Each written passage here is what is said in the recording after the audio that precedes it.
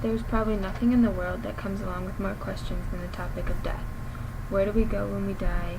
Can we control when or where we die? And most importantly, how do we go on after we lose someone we love? Many people handle death in different ways.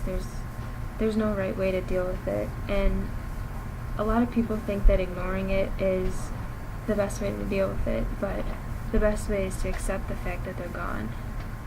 Joan Didion, a best-selling author, writes, "When I saw the photograph, I realized for the first time why the obituaries had so disturbed me. I had allowed other people to think he was dead. I had allowed him to be buried alive." Joan Didion lost her husband very suddenly and didn't get a chance to say goodbye.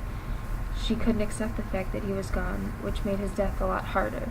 She was in denial, and she just didn't want to believe it. I just recently lost my grandpa, and I don't think there's anything in the world that was as hard as that was. But unlike Joan, I had a lot of time to say goodbye to him, which made things easier, but it didn't really help things much. But it made it easier to accept the fact that he was gone. The best way to really deal with losing someone is accepting it, because denial and anger don't really help you at all. They just make things worse and make you not want to believe it, leading you to be hurt and feel pain in the end. Even though it's hard, that it's the only way that will really help you heal. Nicholas Sparks, a best-selling author, wrote A Walk to Remember. Jamie ends up having cancer, and she dies, and Landon is heartbroken, and he doesn't really want to accept the fact that she's gone. But he ends up finding a way to be okay with it and move on, knowing that in some way that she's there with him. She taught me everything. About life, hope, and the long journey ahead. I'll always miss her.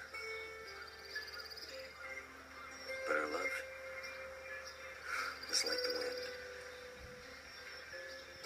I can't see it, but I can feel it.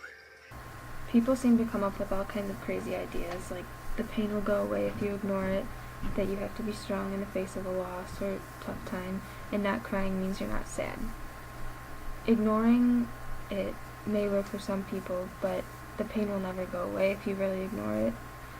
It'll always come back to you, and it'll always be there. You should do what helps you heal, not others.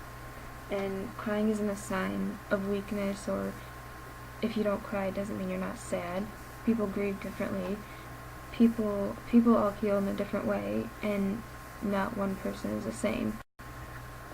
Although everyone has a different way of healing, I think the only true way that you'll heal is to accept the fact that the person you lost is gone. And because when I think of losing someone, the word that comes to mind is accept, because the only way to really truly heal is to accept that they're gone. It may not work for some people, but that's because everyone handles tough situations in a different way. But accepting it will really help you move on, because in a way that they will be there with you, and by accepting that, that's a way to know that.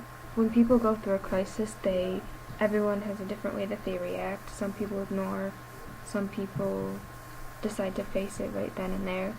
But for those who ignore, it doesn't go away. It may go away for the time being, but it'll always end up coming back, and there's no way to really get over it if you just ignore it. By ignoring it, it really will only hurt you in the end. Poet Deborah Weber writes, "Letting go doesn't mean that you don't care about someone anymore. It's just realizing that the only person you really have control over is yourself."